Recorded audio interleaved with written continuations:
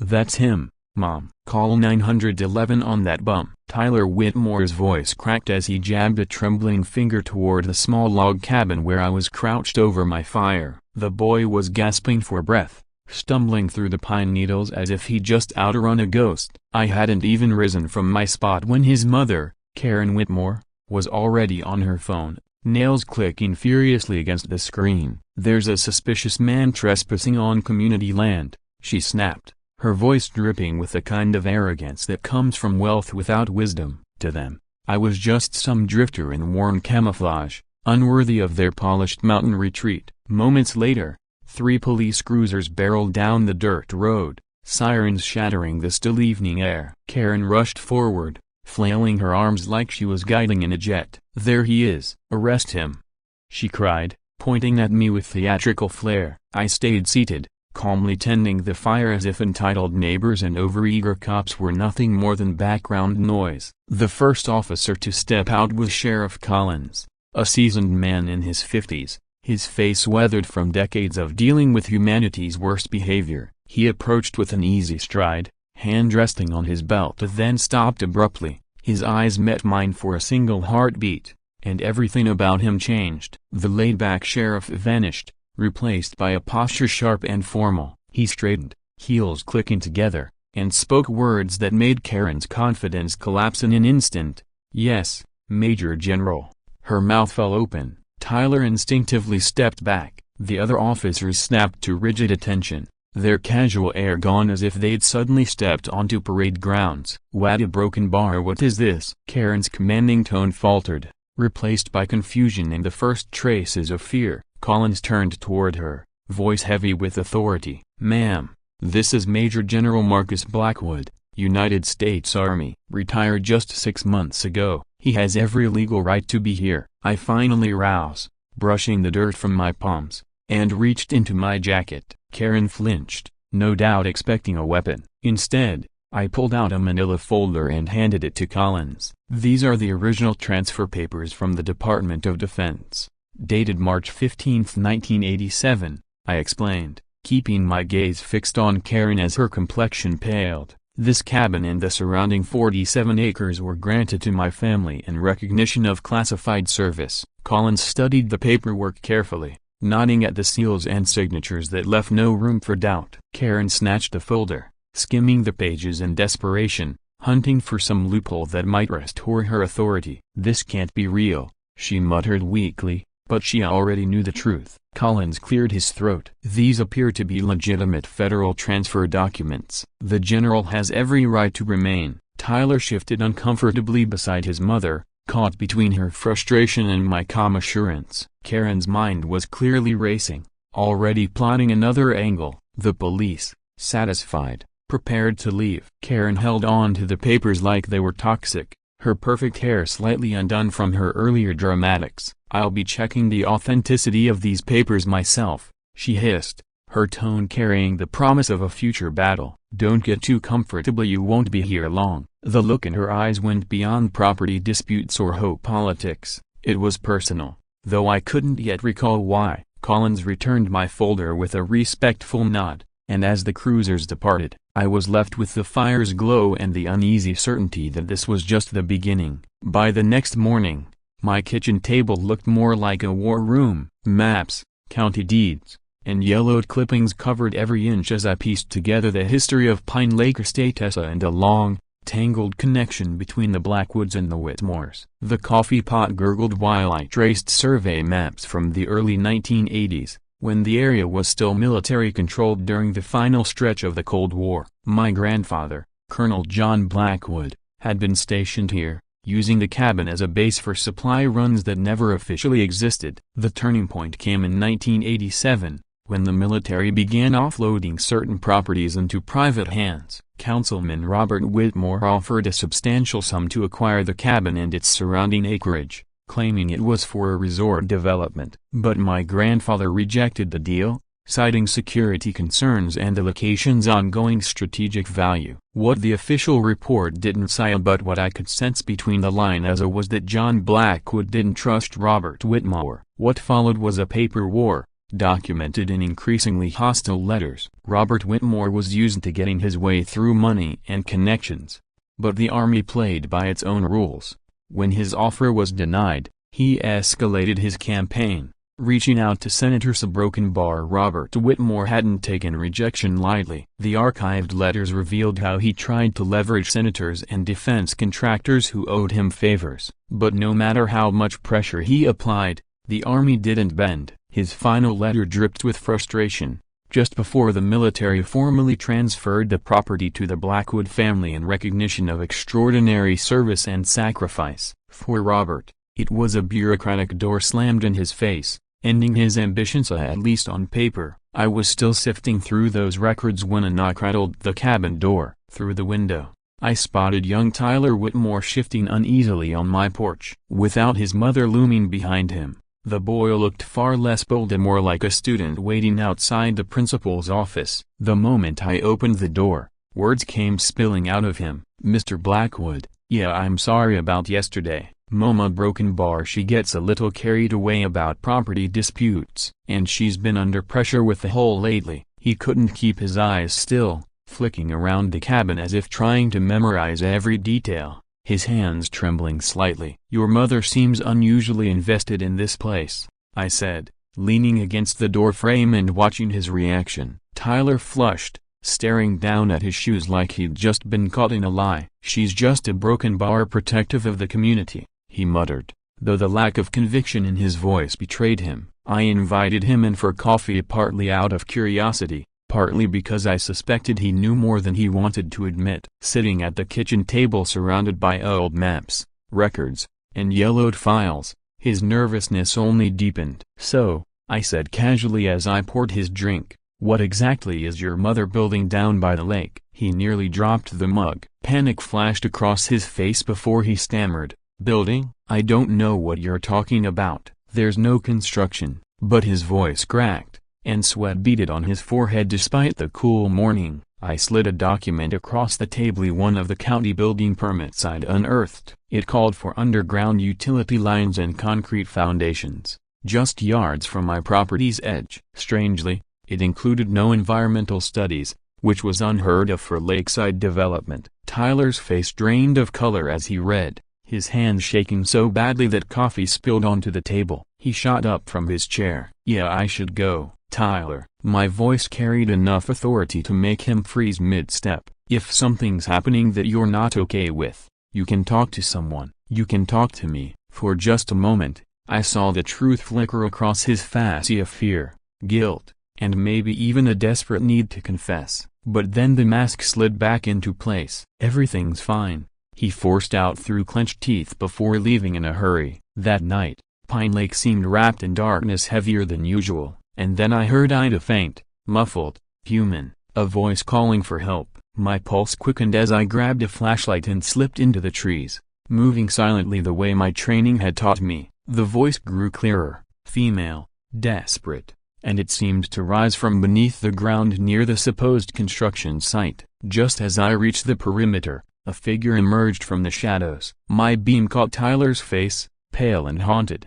"You shouldn't be here at night," he whispered. And in that moment, I knew this wasn't just about property lines or host squabbles. Something far darker was hidden beneath that soil. At first light, I stationed myself by the kitchen window with binoculars. Tyler's routine confirmed my fears. He arrived every morning at the same time, carrying food and bottled water in a canvas bag, disappearing behind the barriers for a quarter of an hour before re-emerging, more agitated each time. He wasn't managing construction, he was delivering supplies to someone. The realization hit hard. There were people being kept underground, prisoners. I didn't get the chance to investigate further. A sleek black sedan pulled up outside the cabin, followed by a sheriff's vehicle. Out stepped a well-dressed man carrying a folder, accompanied by Deputy Mike Turner, whose anxious body language put me on alert. The stranger introduced himself as Harold Brennan from the county attorney's office. He produced documents,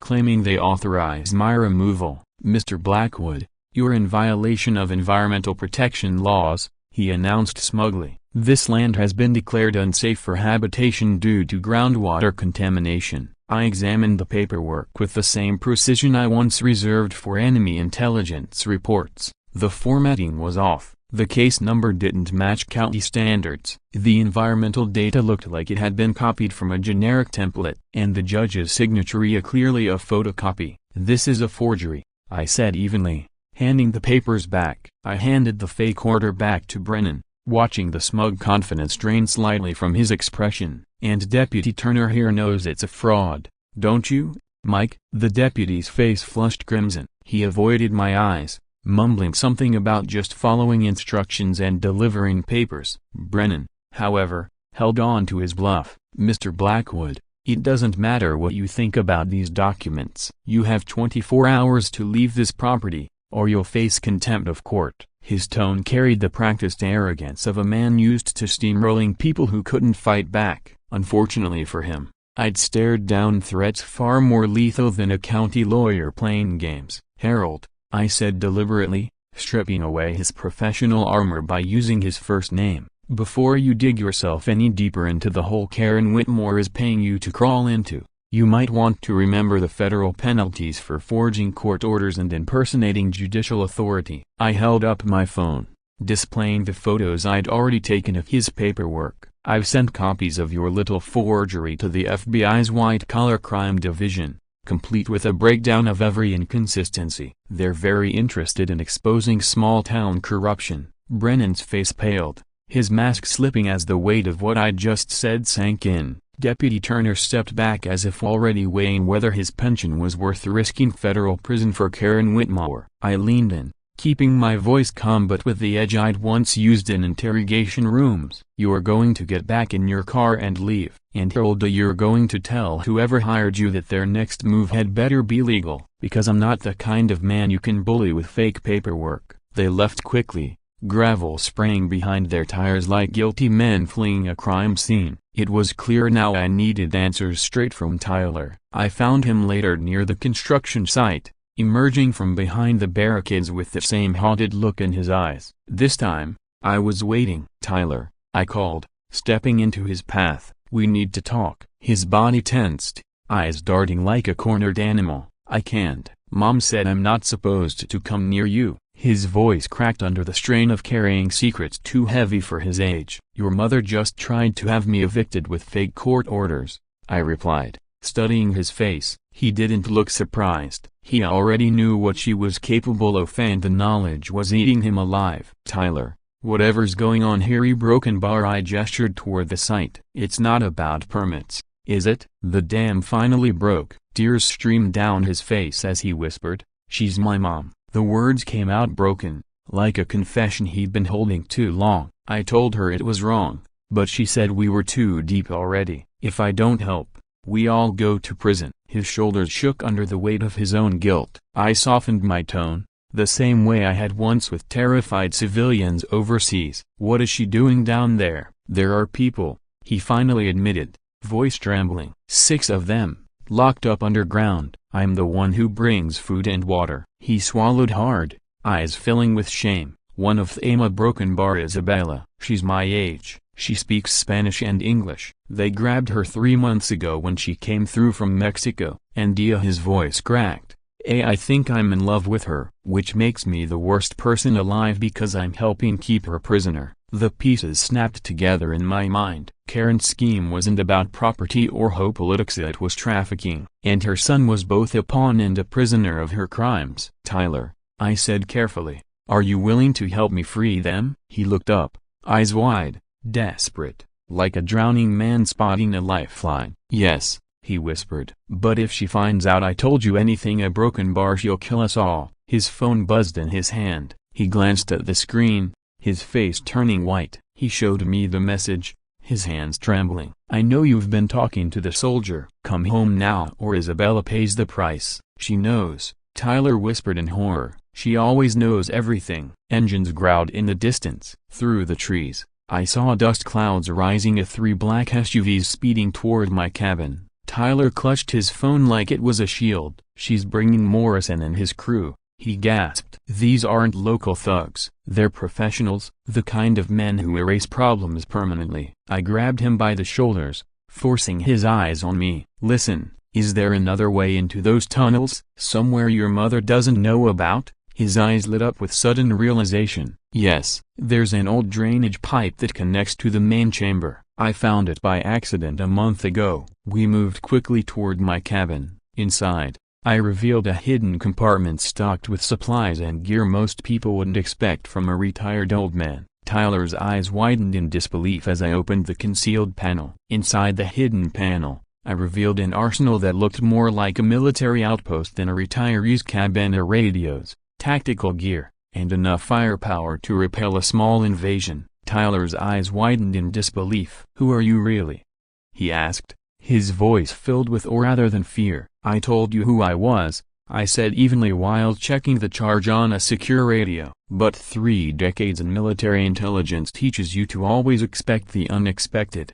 I tossed him a bulletproof vest and a headset before moving quickly to reinforce the cabin's defenses. Outside, the first SUV halted roughly 50 yards from the door, 2 more pulling in to form a strategic triangle. Raising my binoculars, I counted 8 men in full tactical gear, moving with the precision of trained professionals. Automatic weapons glinted in the fading light. Karen Whitmore emerged from the lead vehicle, her tailored suit absurd against the grim scene. She lifted a megaphone, her voice amplified and cold. "Marcus Blackwood, you have 10 minutes to surrender yourself and the traitor with you, or the prisoners in the tunnels start dying, one at a time." Tyler went pale. I could see the memory of past horrors behind his eyes. "She means it," he whispered hoarsely. "Last year she executed 3 people who tried to expose her. Made me watch one of them die just so I wouldn't forget what betrayal costs." I keyed the secure channel on my radio. "Collins,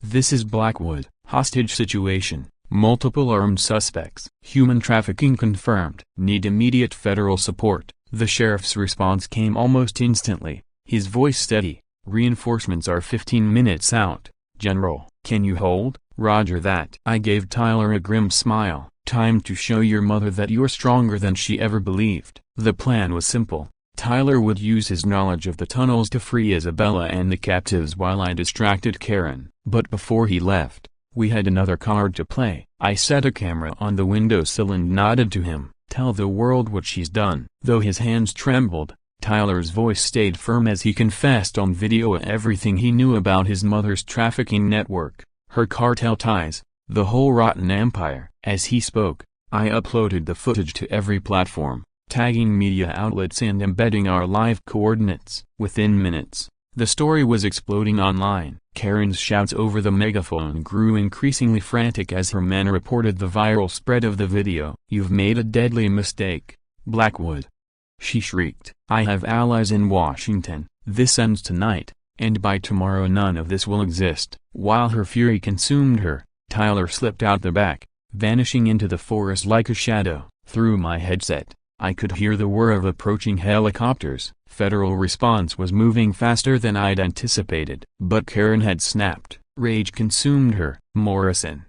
she bellowed at her lieutenant. "Burn it down. Kill them both. Leave nothing standing." Gunfire shattered the cabin's windows, bullets splintering against the reinforced counter-ride Long ago chosen as cover. Her team moved with ruthless efficiency and suppressive fire, flanking maneuvers, classic assault tactics. But they hadn't trained for me. My defensive layouts turned their advantages against them. The thick log walls soaked up their ammo while I returned fire with precision honed in darker wars. Tyler's voice crackled through the radio, breathless but determined. "I'm in the tunnels. 6 captives all alive. We're moving them toward the exit." Outside, Karen's voice cut through the chaos, shrill with desperation. "Kill them all. Burn everything." But her empire was collapsing. Helicopters circled overhead. Federal teams rappelled into the clearing, while ground units sealed the perimeter. Through my scope, I watched Karen's face crumble as she realized her kingdom of intimidation was gone. For the first time since this nightmare began,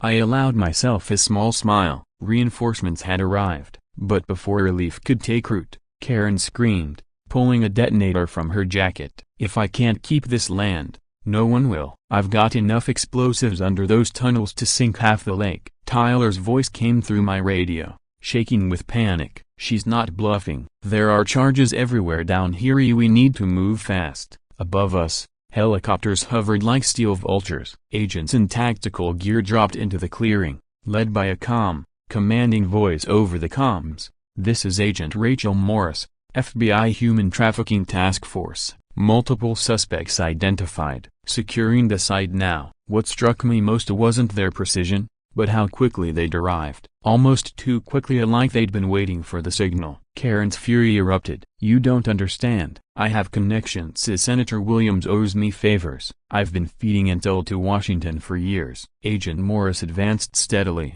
weapon raised but voice measured. "Karen Whitmore, we've been watching your operation for 3 years. We know your cartel ties, your laundering schemes, your trafficking corridors. This ends today." Each word stripped Karen's delusions bare, leaving only a desperate, cornered criminal. Then Agent Morris spoke directly to me, her voice firm over my secure channel. "Major General Blackwood, this is Agent Morris. We need to debrief you on Operation Cleanhouse. Your presence here was no accident." The realization struck me like a blade of cold steel. "You've been using me as bait," I said flatly. Her answer came without hesitation. "Yes, Pentagon intelligence identified this location as critical. We needed someone with your experience to force Karen Whitmore into exposing her entire network. Your grandfather's cabin was the perfect trigger." I should have been furious at being manipulated. Instead, I couldn't help admiring the precision of the play. Karen had been right about one thing: this was never just about land disputes. Static cut across Tyler's radio before Isabella's voice broke through, first in rapid Spanish,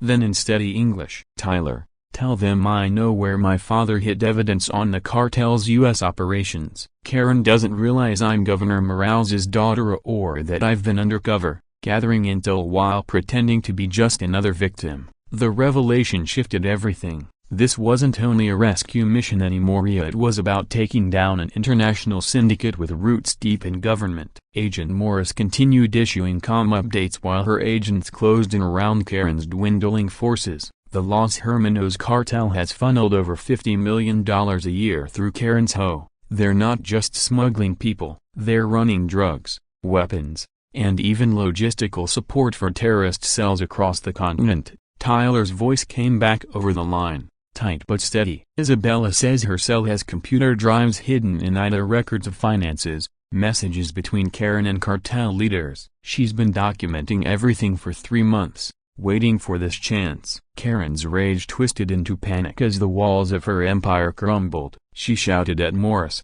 "You don't know who you're fighting. The cartel owns politicians, judges, police chiefs. They'll slaughter everyone here." But for the first time since I'd met her, Karen Whitmore looked genuinely afraid. I realized then she hadn't been in control of the cartel, she'd been chained to it. Morris met her threats with a grim smile. "We know exactly who they've bought, Karen. That's why it's taken us 3 years. We've been building airtight cases, from Deputy Turner all the way to Senator Williams." Through my binoculars I caught sight of Tyler emerging from the tunnels with Isabella and 5 others. The freed captives blinked against the sunlight as though seeing it for the first time in months. Isabella was smaller than I expected, but her posture radiated strength and sharp intelligence. She strode straight toward Morris, switching into crisp English. "Agent Morris, my name is Isabella Morales, daughter of Governor Eduardo Morales of Chihuahua. For 3 months I've been undercover here at my father's request,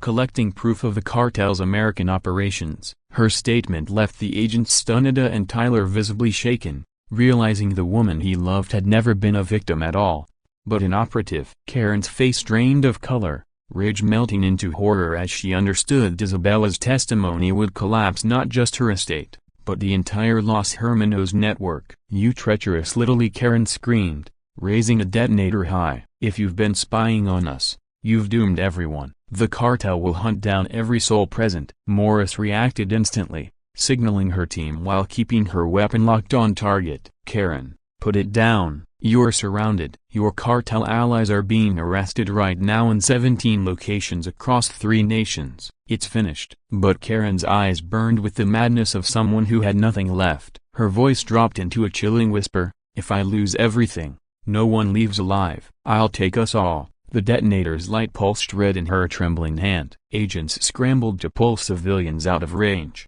Tyler's voice cracked through the radio, thick with grief as he turned to Isabella. "I'm sorry, I didn't know who you really were. I should have done more to protect you." Her reply carried warmth that cut through the terror. "Tyler, you saved me every day, with food, with hope. That's the only reason I lived long enough to finish my mission." Morris's sharp order sliced through the air. "All units, immediate evacuation. We estimate explosives capable of leveling a quarter-mile radius." Karen stood in the clearing, clutching the trigger, smiling with bitter defiance as the red light blinked. "Yet I noticed something. Morris and her team weren't retreating as far as they should have if the bombs were real." Through my secure channel, Morris's voice was calm, calculated. "General Blackwood, final phase of Operation Cleanhouse. Our odd specialists have been on site for 72 hours. Every device Karen planted was disabled or swapped for non-lethal flashbangs." The truth hit me like a hammer. They hadn't just watched here, they had stayed 3 steps ahead,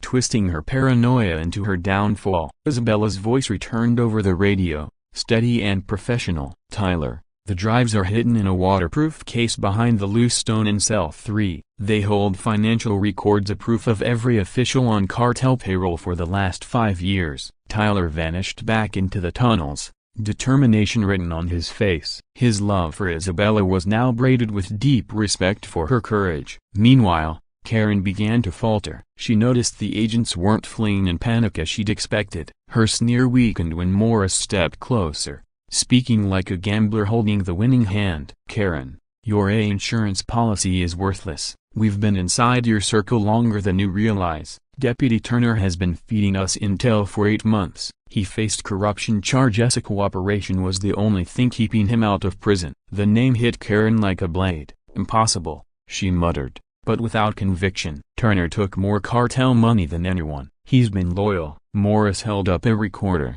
"Would you like to hear his tapes, including the one where you admitted to killing Agent Jennifer Martinez last year?" Karen went pale, stunned by her own lieutenant's betrayal. At that moment Tyler re-emerged, carrying a metal case. His face was grim. "It's worse than we thought. Isabella found messages between my mother and someone called Althea, plans for coordinated terrorist attacks on federal facilities." Isabella joined him, her professional mask unshaken. "The cartel planned to use Karen's hoe to slip operatives into military bases. They've been mapping defenses and recruiting insiders for over 2 years." Karen's grip on the detonator tightened. "You think this is victory?" she hissed at Morris. "We own more than Williams. We own judges, police chiefs, even people in your FBI." But Morris didn't flinch. Her voice rang with certainty. "We already knew. That's why this took 3 years. Today, arrests are happening in 17 states. Your network is finished." The thrum of helicopters grew louder, federal teams flooding the scene. Over the comms came report after report of successful captures. Karen's empire was crumbling in real time. Her voice broke into a hoarse whisper. "This can't be happening." A broken bar, and then Tyler stepped forward, his eyes locked on the mother who had built her life on cruelty. Tyler stepped forward slowly, his expression torn between grief and determination, the look of a man who had wrestled with this moment for months. "Mom," he said softly, voice heavy with both sorrow and resolve, "it's over. You can stop this now, maybe even find a chance to make things right, or you can keep fighting and drag what's left of our family's name into ruin." For the briefest moment, Karen's hardened exterior cracked. I glimpsed the woman she might once have been, before power and greed consumed her, but the softness vanished as quickly as it came, her face hardening with the same stubborn pride that had brought her here. "I will not rot in a federal cell," she spat, her voice dripping with finality. "If I fall, I'll make sure every last one of you falls with me." With dramatic defiance, she raised the detonator above her head, her finger hovering over the trigger. Agent Morris didn't flinch. She stood with the calm confidence of someone who knew the ending before the final page was turned. "Go ahead, Karen," she said evenly. "Push it. See what happens." Karen's eyes narrowed, suspicion flickered, but her pride would not allow retreat. With a scream of rage, she pressed the button. The clearing exploded in blinding flashes and concussive bangs, a brilliant light and thunderous sound, but no destruction. The supposed bombs were nothing more than flashbang devices, just as Morris had hinted. Karen staggered in disbelief, her mouth falling open as she realized her last card had already been stripped from her hand. Through the thinning haze, Agent Morris walked forward with absolute composure, cuffed Karen Whitmore, and read her rights. Federal agents surged in to secure the site. Pine Lake's nightmare was over. Justice had finally arrived. 6 months later, I found myself in the front row of a Denver federal courtroom. Karen Whitmore no longer sat enthroned as the feared president. She was hunched at the defendant's table in an orange jumpsuit, her former aura of power completely erased. Judge Harrison read the charges in deliberate tone as a conspiracy to traffic humans, racketeering, laundering cartel money, first-degree murder, and terrorism-related offenses. Each count stacked decades upon decades, ensuring her freedom was gone forever. The prosecution's case was airtight, built over 3 years of preparation. Isabella's testimony had been the keystone, her undercover work exposing not only Karen but the cartel's entire North American network. Beside me, Tyler sat silently, his face a mixture of mourning and relief as he watched his mother's empire dismantled. Isabella, now publicly recognized as a decorated Mexican intelligence officer, testified for 2 full days. She detailed the cartel's reach and Karen's pivotal role in funneling millions through Pine Lake while financing terror and trafficking alike. The defendant commanded an enterprise that exploited misery for over $50 million a year, Judge Harrison declared. The evidence shows she ordered the deaths of 3 federal agents and 17 potential witnesses in the last 5 years. I felt Tyler flinch with each revelation. I placed a steady hand on his shoulder. His cooperation with federal investigators and his genuine remorse had earned him a suspended sentence and a chance at redemption. When Harrison finally delivered the sentence, a life without parole, plus 75 years, Karen's mask broke. She turned to Tyler, tears streaking her face. "Tyler," she whispered hoarsely as bailiffs prepared to take her away. "Everything I did was to protect our family's future. I thought I was building something that would last." Tyler stood, his voice steady though his eyes betrayed the pain. "No, Mom, you built it on suffering. That was never going to last." In the aftermath, Operation Cleanhouse's impact was staggering. 437 arrests were made across North America. $800 million in assets were seized. More than 200 trafficking victims were rescued. Senator Williams resigned in disgrace before charges hit. Deputy Turner's cooperation exposed corruption in law enforcement across 17 states. Pine Lake's assets were liquidated, the funds redirected to victims' families. Slowly, the community began to heal. Isabella and Tyler found strength in each other, their bond moving beyond survival into purpose. Isabella launched a foundation to support survivors, while Tyler dedicated himself to working alongside federal agencies to identify and dismantle trafficking rings. Together, they built something enduring, a love rooted not in shared pain, but in a shared mission. My own life changed in ways I had never foreseen. What began as a quest for peace at a lakeside cabin became the Blackwood Center for Human Trafficking Survivors, spanning over 100 donated acres. The center offered counseling, job training, and legal support for victims across the Americas. Sheriff Collinson, now deputy chief of a multi-agency organized crime task force, ensured Pine Lake would never again harbor corruption. Isabella visited often, bringing survivors and helping strengthen the fight. During one such visit, she and Tyler announced their engagement. The joy on their faces proved what I had once told Tyler: love built on shared trauma may fade,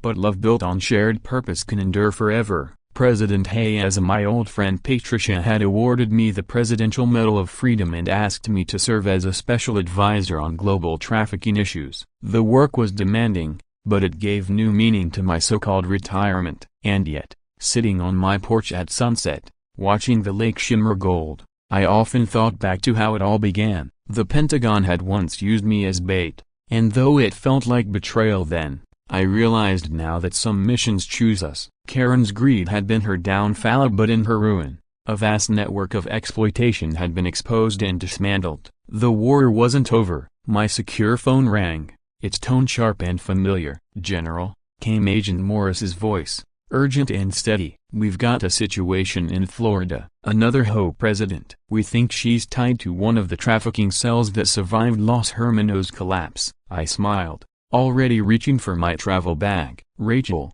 I said, Looks like Pine Lake was just the beginning. Some people never learn you cross the wrong retiree. You're not just fighting an old soldier, you're fighting the whole system he swore to protect. The fight against human trafficking was far from done.